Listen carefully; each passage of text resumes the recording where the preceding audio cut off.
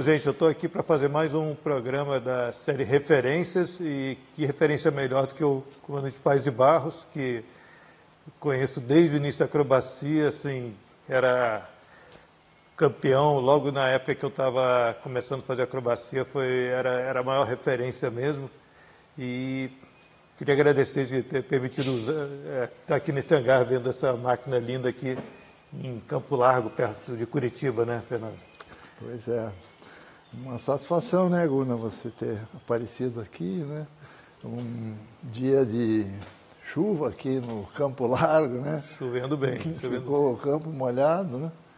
Mas é bom para a gente contar algumas histórias aí, lembrar aí de fatos aí que ocorreram, né, nessa caminhada toda aí que a gente tem feito, né, com a acrobacia como foco, né?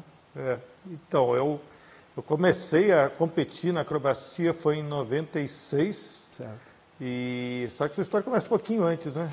Um pouquinho antes disso, né? Do que 96. Pois é, o meu começo foi um pouco antes, foram algumas décadas antes, né? Mas assim, com o mesmo espírito, né? Alguma coisa que já vinha de muito tempo, desde começo ali, de tenra idade, já tinha essa vontade de evoluir no espaço, né? E nada como um dia você conseguir ser um piloto, né? Voar e ainda fazer manobras no espaço, né? Livre, em 3 dimensões, né? É alguma coisa que a gente se inicia como um sonho e, à medida que a vida avança, se tiver sorte, realiza, né? Pois é aquela coisa, não é só aviação como meio de transporte. A gente gosta do meio de transporte e tudo, mas eu acho que é aquela coisa que... Eu fico lembrando até daquele livro, Fernão Capelo Gaivota, aquela busca pelo aperfeiçoamento do voo, né? Eu acho que no fundo a gente quer ser igual a ele, né? E no fundo, pelo que a gente vai, né, observando com o desenvolvimento da tecnologia, né, e o que vem pela frente, o que me parece que vai sobrar da aviação vai ser a aerodesportiva mesmo, né? As pessoas voarem por gosto, né? Porque com tecnologia muito avançada, muitos campos o voo vai ser autônomo. Mas a gente vai ser eliminado, né? E aí a aviação esportiva é que vai ser, então, um grande foco, né? As pessoas voam porque gostam. E como é que foi, assim, o seu início mesmo, na acrobacia, propriamente dito? O início... Eu tive, como eu tinha falado, né? Eu sempre tive já de berço, assim, essas referências, assim, e um contato muito forte com a aviação, né? E nunca me vi pensando em outra coisa, desde menino, mas tinha, né, em família uma referência, que era o meu pai, que voava e fazia acrobacia muito bem.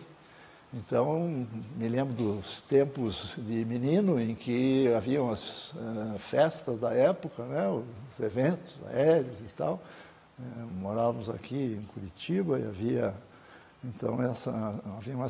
esses eventos. E eu me lembro do meu pai fazendo as manobras, e era interessante porque se voava naquele tempo de uma maneira diferente, assim, era muito próximo do público, né? Os displays eram muito fechados, né?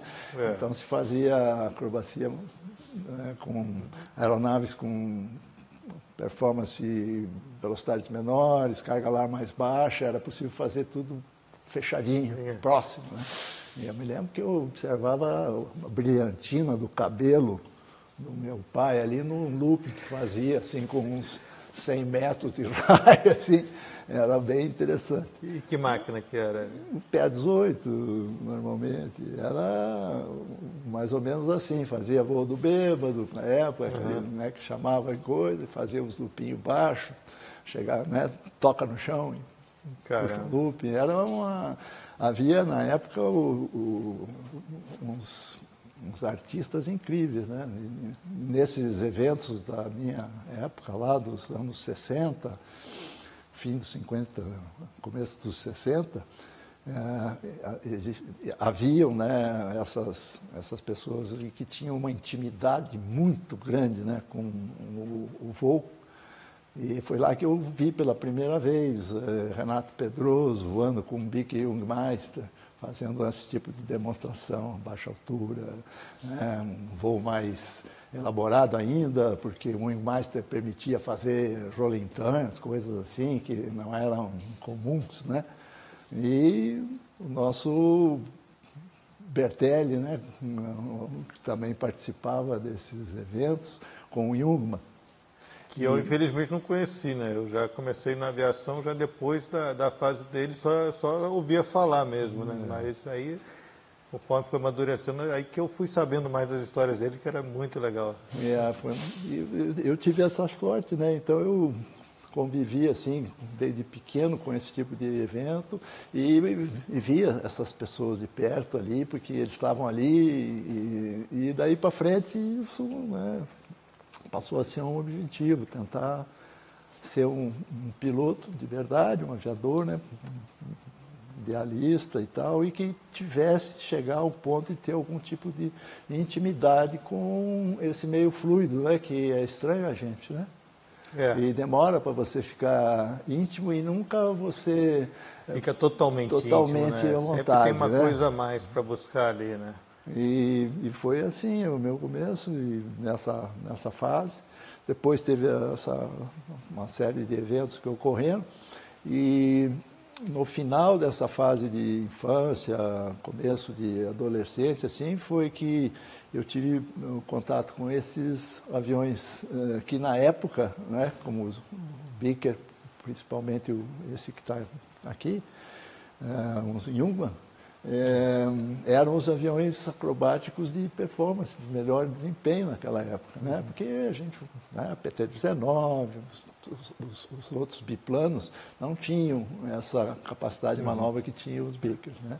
E no meu caso, o meu pai tinha na época uma empresa de táxi aéreo e havia comprado o TEY, né, que tinha sido da escolinha lá da Varig, junto com o TAZ, né? E depois tinha sido vendido para um comandante da Varig, lá no Rio Grande do Sul.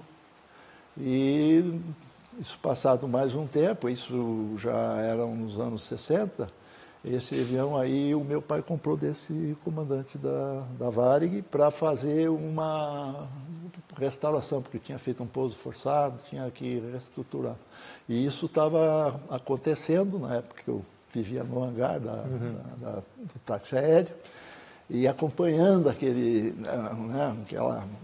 biplano com asa enflechada, que estavam sendo refeito e preparado para querendo ver as acrobacias. E isso acabou não acontecendo, porque o meu pai morreu nesse período e esse avião, e aí nós tivemos uma série de dificuldades, porque houve falência da empresa, complicou muito a vida e o avião entrou na massa falida.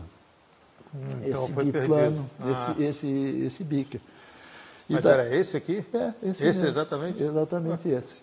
Então ali começou essa minha história com esse avião, sabe? E foi uma saga isso, sabe? Que nós estamos aqui há pouco tempo atrás, agora, nessa semana passada, no Aeroclube aqui do Paraná, existe um tradicional evento, que é o Jantar das Velhas Águias e tal, em que eles dão lá um diploma, né, para os pilotos que vão atingindo a idade das águias, né? E depois passam a ser os condores, né, na idade dos condores. E foi a minha vez de ir lá com mais de 50 anos de brevet e tal, daí você recebe lá o diploma de águia, né, real. Mais de 50 anos de brevet. De brevet e tal, né? A história do brevet é mais complicada. Mas aí o que aconteceu é que foi uma emoção muito grande, porque naquele mesmo aeroclube lá, né? Aquele auditório, aquele prédio lá do Aeroclube mesmo ali, que é o mesmo, que o Aeroclube é de 1934, eu acho. As recordações vieram, né, assim, de uma forma bem intensa. A memória emocional é poderosa, né? Legal. E por que, né, que eu estou me referindo? Porque depois que houve essa situação aí do avião ir para massa falida e tudo mais, o Aeroclube do Paraná, por um período, ficou como fiel depositário do avião.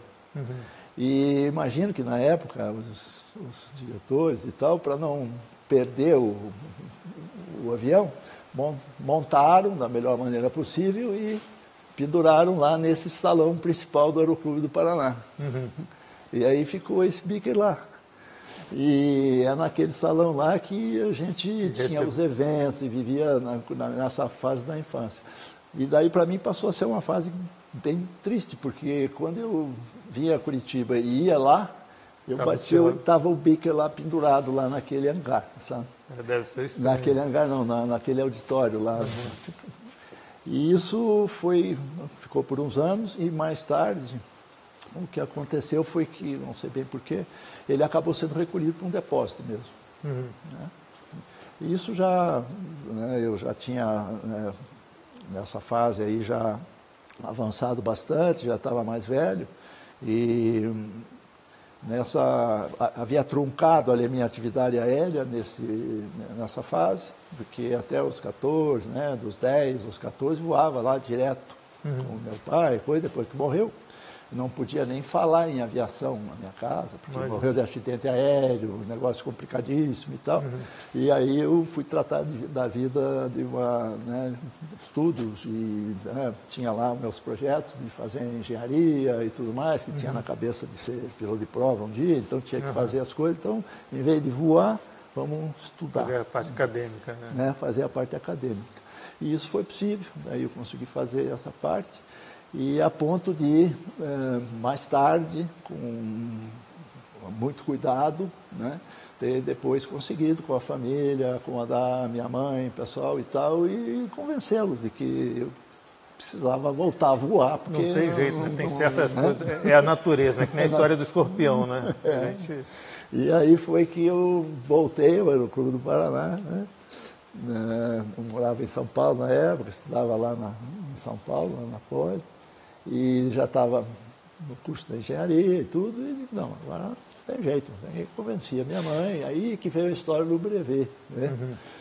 E acabou sendo no Aeroclube do Paraná, bacana, foi muito bacana, porque era aquele grupo que eu já conhecia do tempo lá, quando eu era menino, e foi uma festa, sempre foi muito bacana. Foi muito apoiado, né, pelo pessoal de lá, alguns já faleceram, como o Lotário, né, o João Carlos Estocco, que está aí com a gente até hoje, Panseri, Diedan, muita gente que, quando eu aparecia lá, me botavam para voar no PT-19, me levavam voar para manter a chama, né, acesa, foi muito bacana. Mas aí, falando desse negócio do avião, a partir do momento que eu estava já voando, né, e já era instrutor, na época era IPE, né, que chamava, instrutor de pilotagem elementar, e também já estava fazendo acrobacia, né, voando o PT-19 do Aeroclube do Paraná e tal, que eu acabei tendo o contato principal ali, eu voltei a ter o contato com o Bertelli, né? Foi a época que eu acabei indo procurar o Bertelli em Rio Claro para ter um apoio, não se chamava mentoria, não se chamava isso, mas eu estava precisando, porque eu ia acabar fazendo besteira, porque eu era novo, muito entusiasmado, e já estava fazendo manobra eu achava mesmo que sem ter uma base mais sólida, né, mais treinamento, uma orientação, né? E nesse caso aí, fui muito acolhido lá pelo Bertelli, porque já lembrou lá dos tempos que iam para Curitiba fazer os shows aéreos com meu pai, comigo e tal. Então e ele era um cara assim, que tinha seus 60, na época que eu fui para lá, eu tinha 20 e poucos, né? Mas a cabeça dele era muito mais jovem que a minha, até. Então, foi muito interessante, né, dali para frente, e me colocou lá para voar os aviões lá também, dar instrução de pilotagem, ser monitor de acrobacia, e aí foi uma história à parte. Mas aí, nessa situação, o que houve é que ele me ajudou muito a tentar recuperar o Biker, que estava ainda em depósito judicial. Imagine que estado que estaria num depósito judicial um violino Stradivarius como esse, né? E isso já eram os anos 70, meu pai morreu em 68, isso era em 75, 76, então já fazia alguns anos que esse avião estava e me preocupava brutalmente. E com os relacionamentos do Bertelli, uma advogada que ele tinha também, a doutora Adelaide, me ajudaram a entrar com uma petição para o juiz do caso da massa falida, explicando que esse avião não ia valer mais nada daqui a pouco se não houvesse uma solução, né? E aí se conseguiu colocar um valor, e eu consegui colocar o valor que legal. Com a ajuda do Bertelli, sendo ele o beneficiário, como se ele estivesse comprando o avião, e nós conseguimos tirar o Biker do depósito judiciário. Aí o velho passou para o meu nome, né? Que legal. E foi assim daí o começo da minha saga para botar esse avião com as peças todas juntas, né? Novamente. E isso já se passaram de 1976 até agora. Nós estamos falando aí quase 50 anos. Quase 50 anos. Né? 48 anos. Mas eu não sei se a gente, vocês querem, tá muito chata essa história, você gostaria de saber assim, os passos para ir? Agora eu quero ver, porque falou assim, você foi aluno do Bertelli, eu não lembro do Bertelli ter tido uma pessoa tão ligada entre os alunos dele, eu acho que foi mais o seu caso, foi o aluno que foi mais, que ele acolheu mais, ou a impressão minha, isso aí. Eu fui, na época pelo menos, que eu me lembro assim, ele era um cara aberto para todo mundo que ia procurar o velho dava muita força, mas a mim ele acreditou, mesmo, ele achou que eu tinha lá uns características lá para ser um bom acrobata, apostou, e inclusive a gente passou, né, ele faleceu em 80, então os últimos anos da vida dele, em 74 eu fui para lá, nós ficamos praticamente 6 anos convivendo, e a ponto de depois chegar, havia muitos eventos naquela época no estado de São Paulo, né? Não tinha fim de semana que não tivesse um show, né? Curiosidade, eu comecei a voar em 83, então não vivi, ele já tinha falecido, então só fui ouvir as histórias. Exatamente. Assim, né? E eu tive essa sorte de ter, né, essa chance de encontrar com ele em vida, voar junto, e nos shows que havia, ele ia de Biker e eu ia de PT. E a gente dava instrução durante a semana e nos fins de semana fazia os eventos. Então foi assim acabei sendo mais ou menos uma ligação entre essa geração de pilotos e a sua e a nova geração. Que é da, né? competição, a mais técnica talvez, né? Uma preocupação mais com a técnica do que com aquela coisa da intuição, talvez. Mas com aquela visão que eu tenho até hoje do que é uma tentativa de um voo perfeito, o que é uma intimidade realmente com a aeronave, como é que... né? Porque o que eu vivi nessa época lá em Rio Claro, nesses anos, era esperar o momento auge do dia, né? Que era todos aqueles voos, e era uma agitação enorme, o aeroclube tinha muita atividade, mas aí quando chegava nas 6 horas da tarde, 5h30, próximo do pôr do sol, tudo parava, hangar aberto, empurrava o bico para fora e ficava esperando para assistir o show, né? E o que era o show dele? O que chamava mais atenção, assim? Essa intimidade, né, que ele tinha com o Biker e o espaço, né? Porque era motor Hirth de 105 HP com 40 anos de uso. Ele não tinha lubrificação invertida ou tinha? Tinha tudo. O avião, tinha tudo. O motor Hirth era fabuloso. Eu acho que o Tigre que não tinha, né? O Tigre tem também, lubrificação né? invertida. Mas o que tinha de diferente é que o Hirth era um motor feito pelos alemães naquele esforço de guerra, né? Antes da Segunda Guerra Mundial, os caras eram limitados a aeronaves de até 100 HP. Ah, tá, ou planador, tá. Né? Ou planador.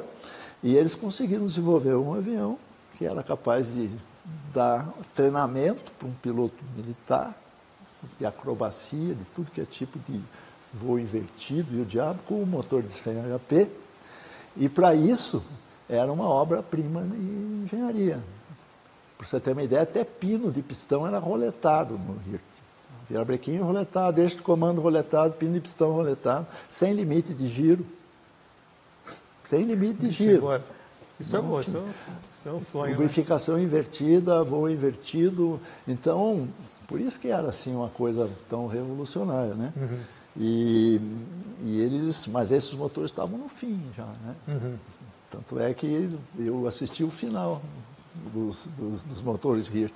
Mas o show que era feito, que você perguntou, era aquilo, assim, né? De chão, de decolagem, de dorso naquela categoria, né? Na mínima, Sutileiro. Já estava no dorso suavezinho. Aproveitando o limite da energia. Aproveitando toda a energia, ganhava um pouquinho de energia para fazer uma chandelinha invertida suave, uma desviradinha aqui, e aí já estava na altura suficiente para se colocar e iniciar uma sequenciazinha, um túnel descendente caprichadinho, e aí tudo. E perto do chão, né? Eu acho que hoje em dia tem muita gente que acha que o show aéreo não é tão importante que seja perto do chão. Acho que eu sei o seu show que também acha, né? Tem que ser para ver assim, né? Não é para ver assim. Tem que ter, né? tem que ter impacto, as coisas têm que ter, né? Por isso que com segurança, é mas preciso tem que ser tão técnico, é preciso ter tanta disciplina, e precisa, né? Não dá para, como o Bertelli falava na época, né? Não tem como vir para baixo sem estar planejado. Não. O cara tem que estar completamente planejado, né, para poder vir para baixo. Né?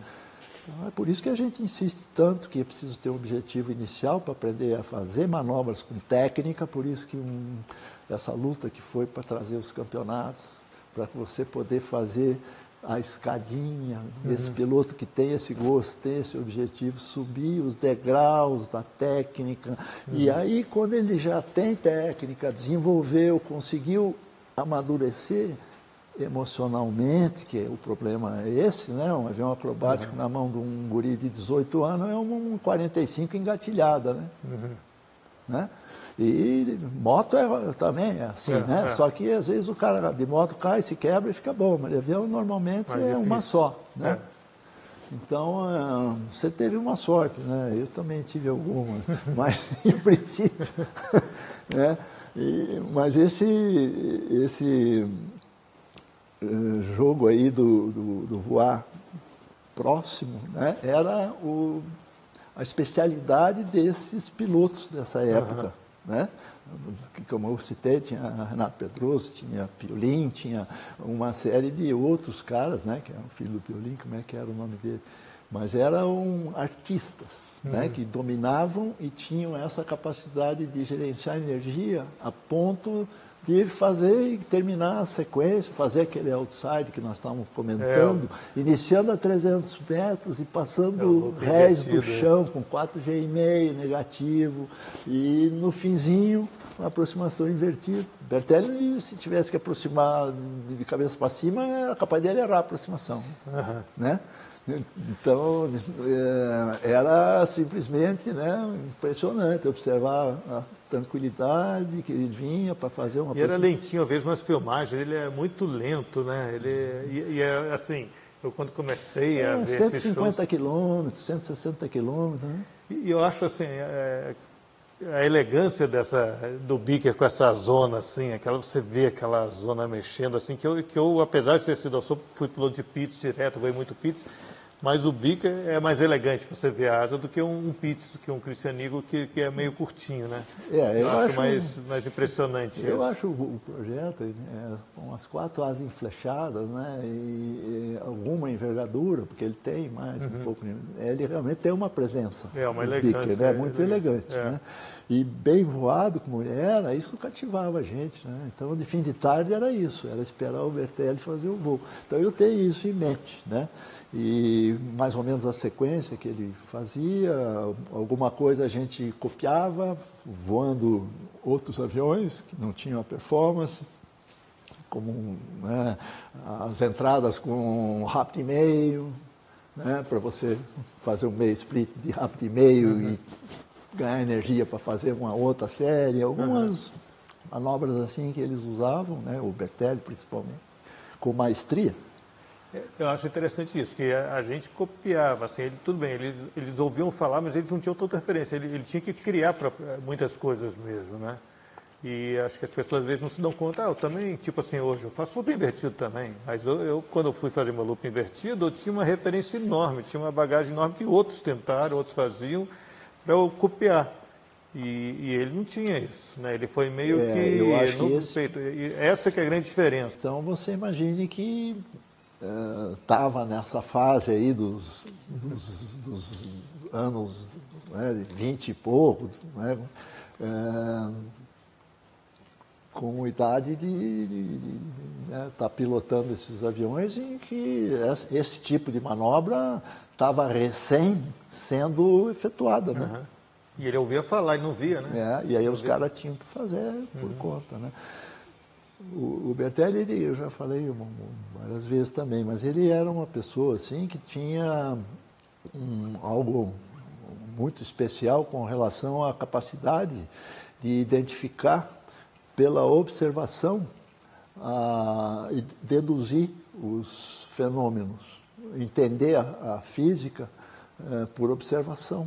Então, as leis da aerodinâmica, todas as leis que envolvem aí, ele não era de uma base acadêmica, era por observação, ele tinha essa genialidade. Percebia, né?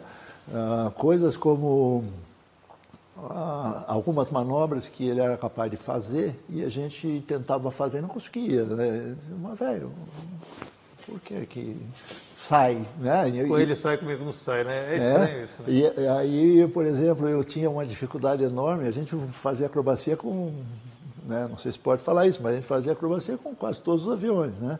Podia ser um Stinson, podia ser um Cessninha, podia ser, né?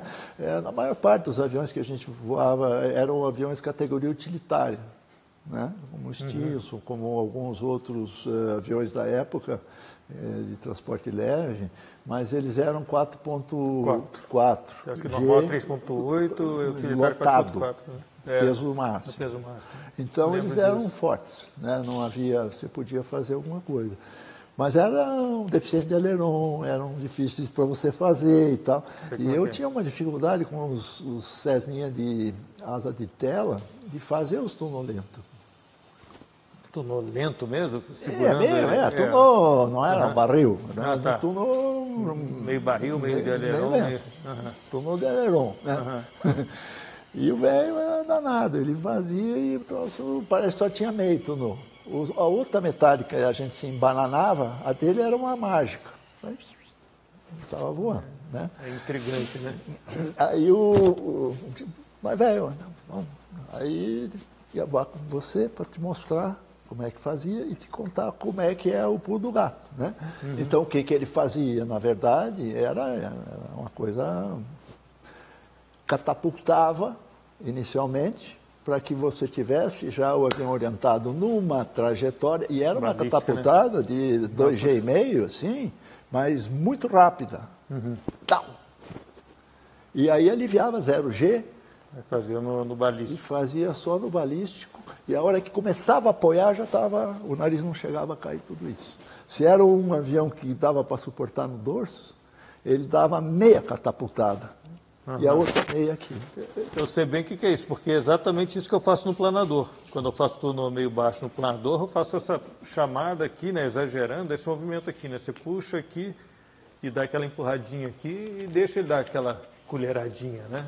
Mas tem essas trocas, né? Então, esse tipo de técnica, né? É difícil de aprender, não é tão simples assim. Mas eles aprenderam, eles Intuitivamente, né? Intuitivamente, né? Então, essa era uma das grandes vantagens. O resto era um cara que tinha genial, tinha uma cabeça muito boa. Estava falando disso aí, de ver eles, aí eu vou voltar à minha época. Aí eu estava lá, né, começando o campeonato, lá em 96, aí eu via um Essa lá passando lá, fazendo show, vermelho, vermelho e azul.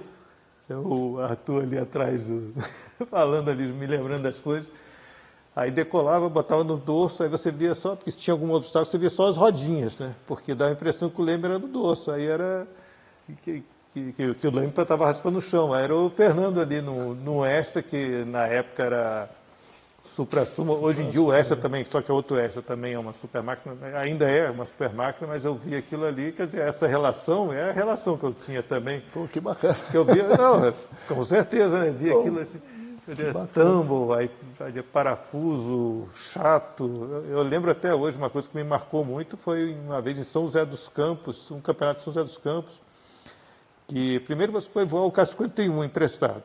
Eu voei o K-51 também. Uma vez o Otávio me convidou, chamou, vai lá e faz um voo do K-51. Só que o meu ritmo de aprendizado é meio lento. Eu sou muito assim, fiz um voozinho alto e tal. Agora, o seu voo, acho que foi o primeiro voo no K-51, não sei, foi um show aéreo já. Você fez tambo. Eu lembro disso. Não sei se, de repente, aquele exagero... Pois é, mas é que o K-51, ele convida, né? Ele te convida mais. Eu não tenho, assim... É outro jeito. Você chega lá, você já vê, está na hora do primeiro voo, já é assim. Eu tenho certeza que, talvez, em muitos voos eu conseguisse fazer aquilo, mas o meu é diferente. O meu ritmo é outro, mas o seu ritmo é assim. Eu ficava assim, como é que pode?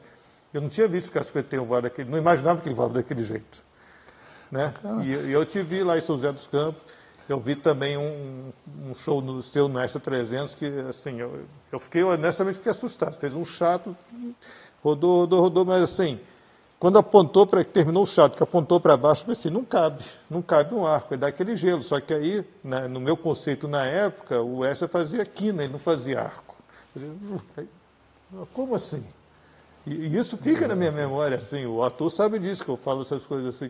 Então é muito marcante para mim também, assim como foi marcante o Bertelli, assim, para vocês. Então é o que a gente queria ser, né? Pois é, porque para mim é uma satisfação, né? Saber que pelo menos eu consegui, né? Com certeza. Dar algum tipo de resposta para aquilo que o velho E outra coisa me inspirava, né? Não, e outra coisa, você provavelmente não lembra que era um guri lá, mas eu lembro muito bem, no campeonato, o primeiro campeonato que eu fui foi em Erechim, de Cristianigo, o pessoal me liberou, o italiano me liberou, fez um duplozinho, me liberou o Val Cristianigo já logo.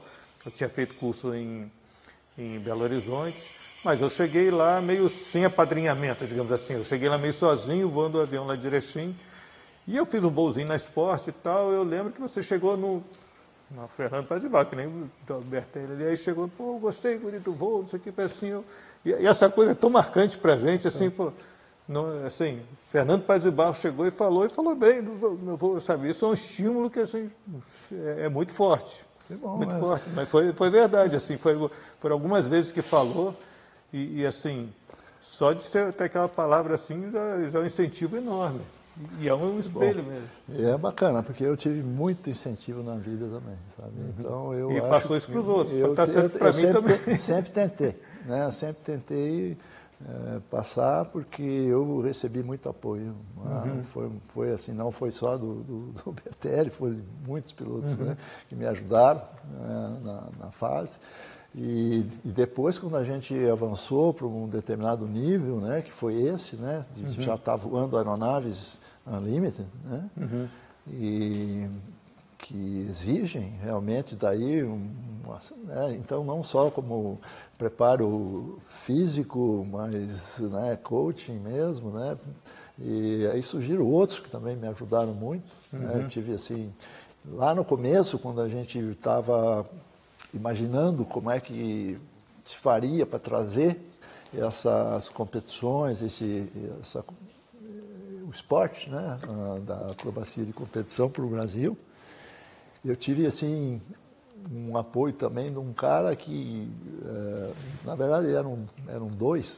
O Clint McHenry, que era o instrutor-chefe lá de Pompa, que era um aviadorzaço, um cara bacana. E esse cara me deu instrução assim com gosto danado. E depois um outro sujeito muito bacana que apareceu lá também, que já faleceu também, mas era o Randy Cagney. E o Randy voava Sukhoi, né? E a gente acabou tendo uma amizade grande. Íamos para os campeonatos, ele ia de Sukhoi, eu ia de Pitts, e pousando no caminho, fazendo. Foi uma fase.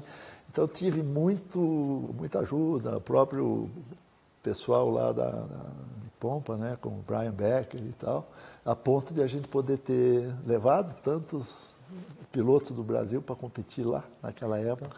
Esses aí eu, de certa forma, conhecia daqueles vídeos que tinham de Pompa, naqueles vídeos, com certeza tem em casa esses vídeos do Sukhoi, eles mostrando, o Clint McHenry, aquele falando assim, aquele queixão ali, então isso aí me marcou muito também. Então a gente tem a obrigação de passar, né? Porque você não consegue sozinho avançar se não tiver um incentivo, se não tiver um cara que deu. Eu tive muita sorte nesse aspecto. Para a gente fez uma diferença boa. Mas foi bom, porque naquela época que você estava começando e a gente já tinha conseguido atingir um patamar muito bom, né? Não chegou a ser, né? Mas a gente conseguiu naquela época estar com os campeonatos nossos já com a Unlimited aqui. Começou um pouco antes, né? Eu cheguei pouco depois de começar a Ilimitada, né? Eu acho que sim, foi 96. Foi 96, né? E foi quando realmente a gente conseguiu se preparar para ter um time indo para o Mundial, né? Foi em 1998. Foi Oklahoma? Oklahoma foi quando o Rodolfo, né, Penteado, que morava lá, né, foram, né? E depois, em 96, eu não sei, mas esse que a gente conseguiu montar uma estrutura, ter um chefe de equipe, né, que era somente o Zé Kovac, né? Você imagina. São José Kovac. Seu José Kovac, né? Para quem não sabe, o José Kovac é o criador do Tucano, né? T27, é o que fez o K51, o K55, que eu tive a oportunidade de voar o K51 e o 55, o Tucano não. Mas o Tucano eu quero voar também. O Tucano, né? Eu acabei fazendo um voo lá na academia, uma vez que me levaram para fazer um voo. Mas, em princípio, essa fase aí foi um final assim, de um esforço muito grande de muita gente para que a gente tivesse e vocês pudessem assistir aquilo, porque havíamos shows, haviam as aeronaves e havia alguns pilotos que já estavam, né, voando o Unlimited. Tanto é que nós fomos em 5 pilotos, em 98, para Trenčín, na Eslováquia, participar do campeonato. O Sergei Boriak era meu treinador. Sergei Boriak eu cheguei a conhecer, ele dando treinamento. Nicolai ajudava o pessoal. Tive treinamento com o Nicolai também, que foi, eu aproveitei essa casquinha, né? Eu fui junto com o Riquelme. O Riquelme me deu essa ajuda também, e ele me deixou junto com o Nicolai, aprendi muito então também. Foi uma fase muito bacana, gratificante, de a gente ter batalhado desde aquela época inicial em que a gente começou a cavar para fazer a acrobacia mais técnica, começar a ter um trabalho para renovar a frota de aviões acrobáticos do Brasil, que ela não existia mais, né? A gente fazia acrobacia de Fokker S11, de PT, de... O PT ainda tudo bem, né? Tipo assim, é que nem ele falou, né? Fazia K18, também fazia alguma coisa, K18 e tal. Mas aí tinha os Citábrias, né, que eram bacanas, tinha o Cessninha 152. Aí eu vejo Bola hoje voando 152, dando instrução lá para a turma lá, muito legal também, né? Ele trazendo resgatando isso também, né? A acrobacia. Chegou um ponto que no primeiro campeonato a gente estava bolando as categorias em função das aeronaves, porque era o jeito, então tinha que conseguir fazer as categorias, então você botava lá o Citabria junto com o Cessninha 152, era uma categoria. Aí você colocava lá o PT-19 junto com os Fokker S11 e tal, era outra categoria. Daí era o T6 com o T25, que o Vilarinho voava. T6 com T25, teve campeonato com pelo eles? menos era o plano nosso, Ah, né? tá, Para fazer os primeiros campeonatos baseados nos aviões que tinha, e aí o Bicker, né, lá, que voava de cabeça para baixo e tal, com um Pitts que tinha no Brasil, alguma coisa assim, né? Não fizemos assim, mas o começo era a dificuldade de você ter as ferramentas para o cara voar, né? Se aprimorar. E aí que veio toda essa importância da criação da associação, né? E a gente ter esse inter-relação muito proveitosa com o pessoal do regulador, né? Existia foi uma época muito no regulador positiva, havia né? um departamento aerodesportivo muito atuante, né, com pessoas fantásticas e que levaram até a gente ter essa possibilidade de dar aquela renovada com os Eagles. Os Christian Eagles, o próprio Decathlon depois, né? O próprio Decathlon depois. E então, essa fase aí foi o coroamento desse trabalho. Não teria sido possível, né? Foi muito bacana. E foi bom, porque você pegou essa fase. Peguei o Way Eagle, eu voei um pouquinho do Cap 10 em Belém Novo, né? Eu estava na escolinha da Varig e tal, aí eu fui lá, voei o Cap 10, depois eu voei o Eagle em Belo Horizonte, aí eu comecei a competição com o Eagle mesmo. E aprendi muito.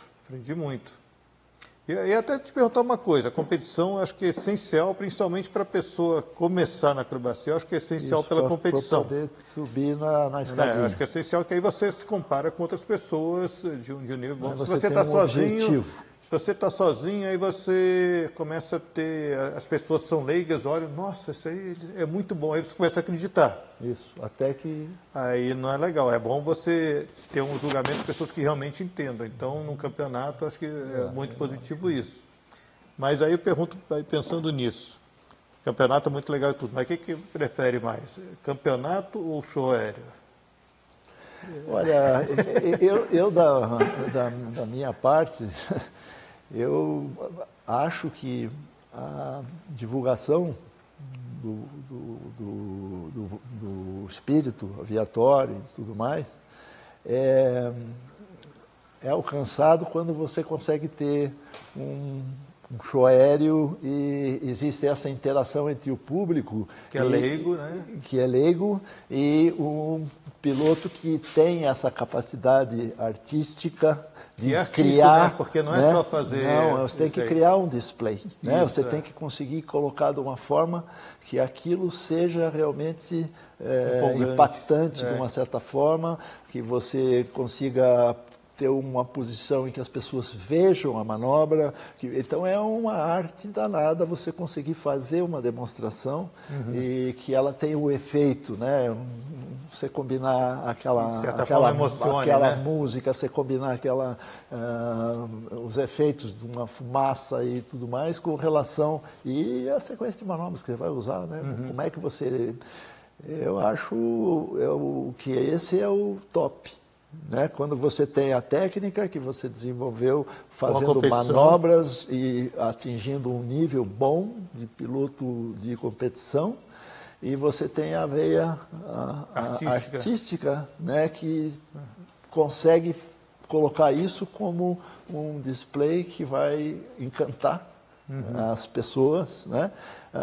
Existe uma parte que você tem que emocionar também, né? Tem que achar que não vai dar, mas esse nível de segurança que é o grande jogo, né? Até onde.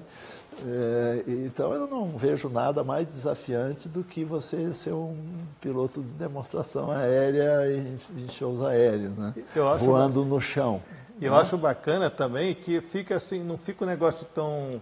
Quando tem uma turma no show aéreo, não fica um negócio competitivo, assim. Acho que cada um faz o seu, eu adoro ir num evento e ver o show.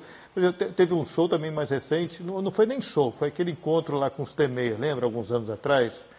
E eu estava lá com o meu avião, aí eu vi daqui a pouco o T6 voando baixo ali, eu vi, mas eu conheço a turma que está voando T6, esse voo eu não conheço, esse voo também é ousado. E virando T6 de jeito diferente. E eu estava mais concentrado, né, nas minhas coisas, no meu avião. Aí, quando pousou, vi que era você. Eu sabia que voava T6, mas lá em Itápolis era o seu voo lá com o amarelinho ali. Verdade. Agora entendi. Agora entendi. Não, foi por... Eu vi que não era o voo tipo de T6 que eu estava acostumado a ver. Pois e eu percebi mas... a diferença, sabe? Eu conheço pessoas, o pessoal voa muito bem, mas era um voo diferente, era um voo mais usado. Tem as assinaturas.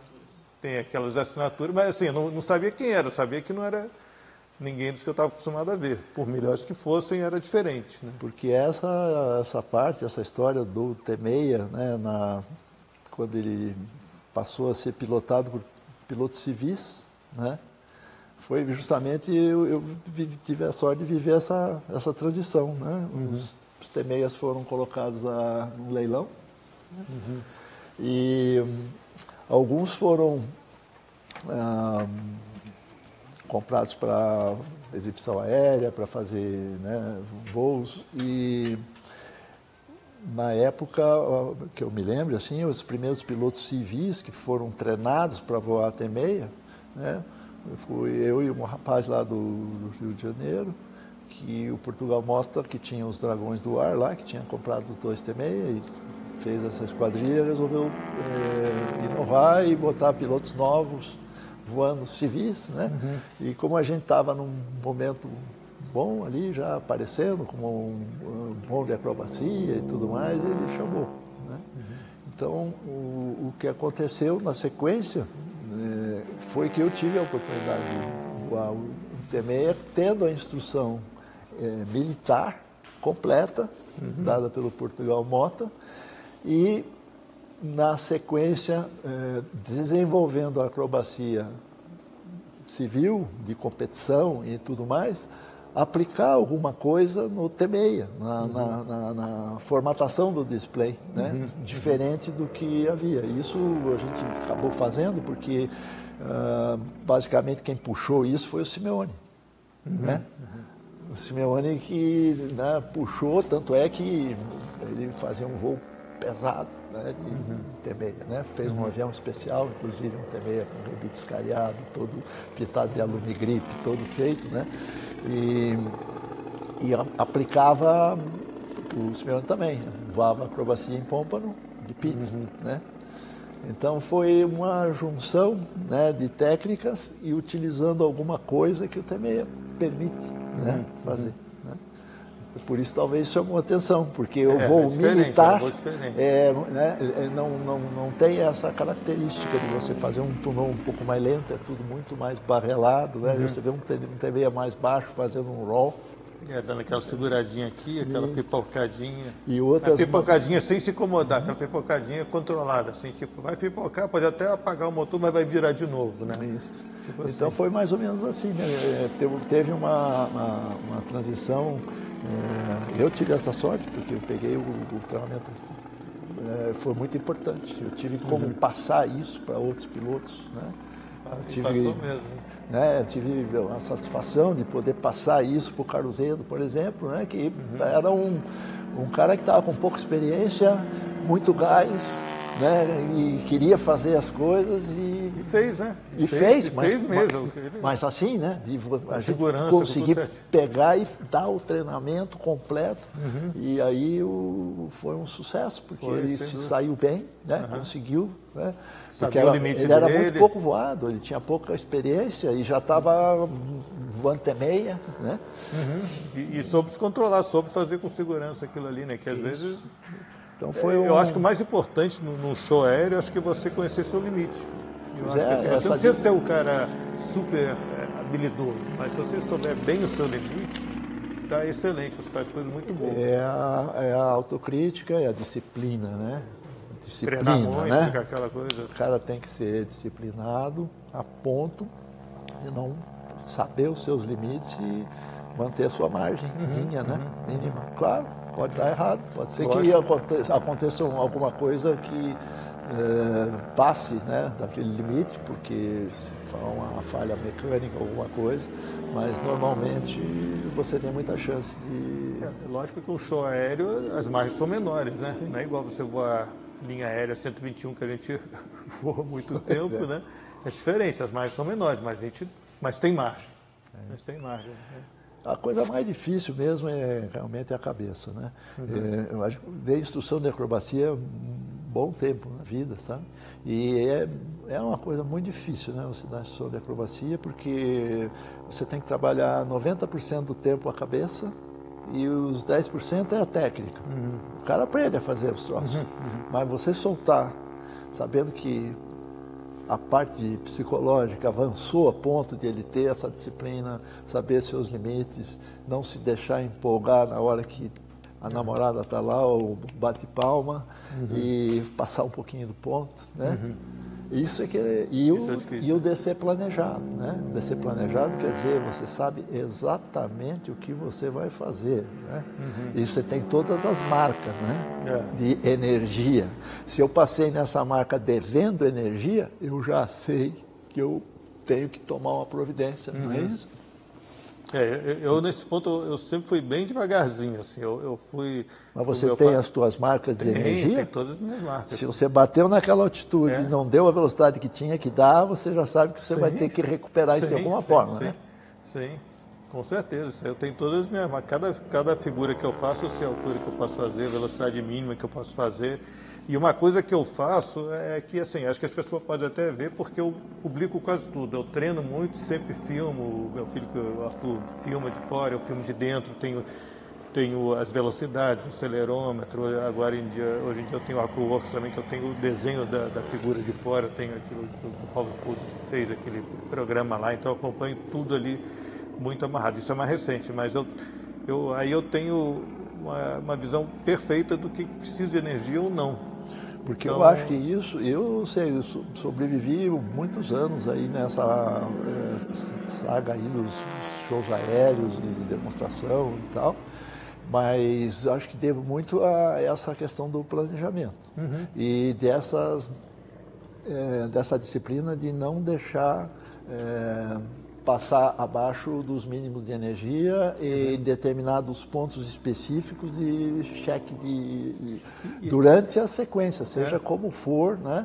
Você ainda, eu acho que isso ajudou muito a ter não tido grandes sustos, né? E é engraçado, as pessoas, às vezes até gente que é no meio, de certa forma do meio, elas confundem, elas acham que a manobra que eu faço, por exemplo, aqueles loopings que eu faço com planador baixo, a margem daquilo é muito grande. E as pessoas acham que a margem é muito apertada, aqueles loopings de planador. E não é. O único problema é ter energia para o circuito de tráfego. Cada looping daqueles eu abro, assim, eu faço raio, metade do raio se eu quiser. Então, ele está muito longe do stall. A carga é baixa, né? Você consegue apertar se precisar. Que é diferente do avião. O avião não. O looping que eu faço do avião, a margem é muito menor. Ele está muito mais próximo ali e tal. Então, no planador, que é o mais crítico, que as pessoas acham que não, é o turno baixo, por causa daquele trabalhozinho e tal, tem que ter muita paciência, que ele não rola nada. E no avião é o looping. Não é aquele snap meio da decolagem. Aquilo ali, mesmo que eu errar, ele não snapar, não engrenar o snap, eu vou estar com a energia para cima. Se para o motor. É tão perigoso quanto o rasante. Se parar o motor, eu tenho absurdo de energia para rolar, sabe disso, né? Talvez eu vá pousar depois da pista, né? Porque não vou ter energia para voltar. Seria igual um rasante. Mas são manobras que as pessoas acham que eu estou no meu limite, que não estou. E eles não identificam, assim como eu identifico para mim, as outras manobras são mais complexas, são mais críticas.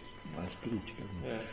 Mas esse é o grande segredo, né? Você conseguir dar um impacto e sem se expor a ponto, né? Então, sabe exatamente onde está pisando. Exatamente. Então não tem que ter, o cara tem que ter técnica, mas a cabeça é que é o diabo. Então você soltar um aluno solo, acrobacia, tem que ter trabalhado muito a cabeça, né? E a gente lá na época tinha era interessante, porque pelo menos você tinha como fazer a pessoa voar na tua visada. Então, quando você solava o aluno acrobático, ele ia fazer o voo planejado, o que ele ia fazer, com os limites ali, e em cima do campo com você olhando, né? Não ia se afastar, né? Teve que se afastar, né? Então, lá nessa época lá, a gente tinha isso mesmo, em São Paulo também, lá em Franco da Rocha, a gente ficava no solo, e os alunos solos voavam. Ah, vocês iam de carro para Franco da Rocha? Nós íamos de avião, ia o suporte de carro. Ah, que legal. Nessa época que o Cessninha 152, lá os aerobates, né? Lima Charlie Alfa, Lima Charlie Bravo, mais o Bicker, volta e meia iam os aviões todos para lá, os alunos, e a gente voava lá, porque Marte, né? Então foi uma fase boa, muita gente se formou ali na acrobacia. Eu acho que a gente já tem uns 50 e poucos minutos, está ótimo, assim, a conversa está excelente e, assim, eu acho que a gente já pode parar mais ou menos. Agora eu fico sonhando assim, o que você imagina em fazer de show com isso aqui? Eu fico imaginando, vai ser uma coisa parecida com o que o Bertelli faz, o que você planeja? Eu não tenho a menor pretensão, né, de fazer isso, porque, é como eu falei... A inspiração, né, que tem que ser o seu voo, mas a inspiração eu acho que vai vir, né? A intimidade que o Bertelli chegou a ter com esse avião é uma coisa pegar, que é como você falar que o Braga com o T-6, né? A intimidade que ele tinha com esse avião. Então, o que a gente pode tentar, e o que eu gostaria, né, até tinha comentado isso uma vez lá em Itápolis, né, porque eu tenho na minha cabeça o display, o que ele fazia. Né? Então, eu imagino que talvez, se eu ainda tiver saúde suficiente e treinar o suficiente, talvez dê para fazer uma homenagem, né? um displayzinho, muito mais, sem chegar nos limites do Bertelli, mas pelo menos para mostrar como é bonito um Bicker fazendo essas manobras num espaço, num box muito menor do que normalmente a gente vê, né? Utilizando a capacidade desse avião. Né? Porque eu creio que o pessoal mais novo nunca viu, né? Porque as filmagens são muito antigas, é difícil de ver e tal. Então eu tenho ideia de fazer isso. Como eu te falei, aquela, né? E uma chandelinha invertida, aí faz, vai um tunozinho a tempo baixo, faz. Isso eu acho que ainda teria condição de fazer, se eu tiver tempo de treinar. Vai ter. Que precisa ter saúde, precisa ter, né? Isso eu já estou, As costas não ajudam, depois todo mundo faz acrobacia forte. Eu ainda não estou na fase do Condor, mas eu já sou águia real, segundo o pessoal lá do Aero. Então, antes de ser o Condor, é bom que eu dê um jeito de conseguir fazer esse negócio voar direito aí. Né? Eu estou ansioso para ver. Então, a ideia era essa, né? De a gente restaurar o avião, fazer essa restauração para que ele ficasse confiável, leve e tivesse o desempenho suficiente, né, para que eu consiga fazer essa sequenciazinha, esse display, ainda para mostrar o desempenho do como é que um Bicker é capaz de fazer um showzinho bonito. Mas demorou um pouco demais, sabe? Porque essa história foi muito longa. Porque você imagine, como eu te contei, já fazem mais de quase 50 anos essa história que está na minha mão, né? E só agora, finalmente, depois por insistência aqui dos amigos aqui, né? Do Guga, do César, o pessoal aqui da chácara, porque o avião estava guardado ali desde a última tentativa, porque a história é muito longa. Teve muita gente envolvida nas tentativas anteriores de recuperação do avião, né? E assim, encurtando a história, a primeira vez que eu consegui ter ele voando foi quando o seu André, lá da Edra, um suíço, né? Lá em Ipeúna, resolveu fazer uma série de Bickers, que são esses Bickers com motor Lycoming, né? E o perfil com da asa um pouco diferente. Que eu tive a oportunidade de voar, que foi muito legal também. Então, e eram para ser 5 ou 6 desses aviões, então era uma série limitada. E aí o seu Henrique Schlitter, lá de Rio Claro, lembrou-se, né, e falou, não, fala com o Fernando que ele tem um Bicker original. E aí para fazer os gabaritos. E aí eu combinei com o André, da Edra, né? Digo, então tá, você pega o material, leva de turma, você me faz os teus 5 e me entrega esse aí voando. Ah, então tá. E aí foi o nosso combinado, né? Nesse meio tempo eu já tinha conseguido lá, 500 anos, trazer um Tigre lá dos Estados Unidos, que eu comprei lá na época que o espanhol desativou da Força Aérea, então estava com o plano. Né? E isso aconteceu. Então demorou, claro, mas um dia o avião ficou pronto, lá nos anos 90, mais ou menos. Mas infelizmente eu não consegui aproveitar muito, porque eu consegui trasladar ele para cá, fiz uns voos lá em Ipeúna de experiência, mais ou menos, vim embora para cá. E aí estava já aí com, sei lá, uns poucos voos que eu tinha feito. E terminei uma sequência, entrei na perna do vento e tive um travamento de comando. Porque escapou uma coquilha de um pino, do Spalonier, né? E ele foi que é uma coisa só, né? Aí ele afrouxou, foi ao limite e travou. E eu tive que pousar num campo. Aí eu digo, não, agora não aguento mais, agora eu vou tacar fogo, não aguento mais esse troço. E aí aí juntamos, trouxemos de volta e tal, e ficou aí uns 10, 15 anos, 12 anos, sei lá quanto, até que essa turma aqui, não, mas não é possível, tem que mexer, tem que fazer. Eu digo, meu Deus, agora vai ter que ser. E aí começamos de novo, e agora faz uns 8, 10 anos, sei lá quanto tempo que foi essa última. E agora, finalmente, o avião está realmente com condição e foi feita uma restauração muito caprichada. Só a ANAC liberar? Todos os detalhes. Agora falta a liberação da ANAC para poder fazer os voos, né? E porque a parte de documento e tal já enviei, né? Já foram feitas as fichas. Tem alguns detalhes aí de marcas, né, que tem que colocar. Então, eu espero que para o ano que vem, né? Para a gente ter aquela fase boa lá, quando chegar lá o outono, né? Que tem aqueles dias aprazíveis para voar de biplano aberto, né?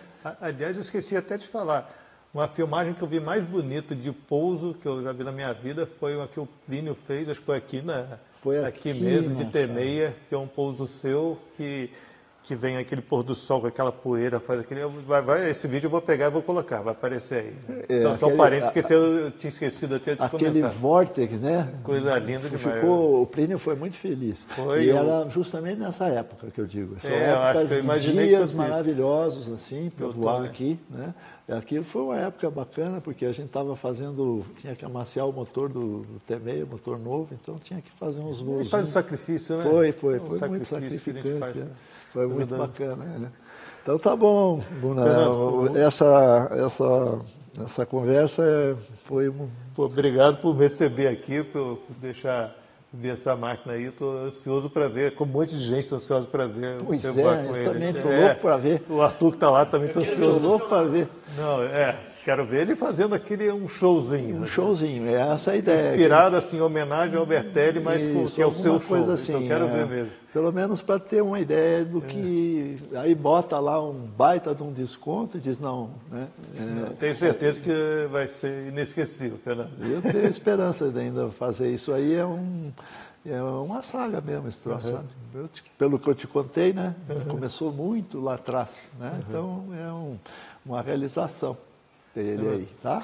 Muito obrigado por me inspirar, por inspirar muita gente, todos que estão aqui nos programas são pessoas que se inspiraram e você realmente me inspirou muito. Assim, que bacana, fico muito feliz de ter feito a minha parte nessa... Sim. Né, que a gente tem que devolver o que a gente recebe. Eu tento fazer de alguma forma também, retribuir. Eu faço de alguma, não sei se é tanto não, mas eu faço um pouquinho também. Não, com certeza você faz. Obrigado, então tá Fernando. bom, obrigado a você por ter vindo visitar aí a nossa área aí, né? Tá bom? Tá bom. Falou.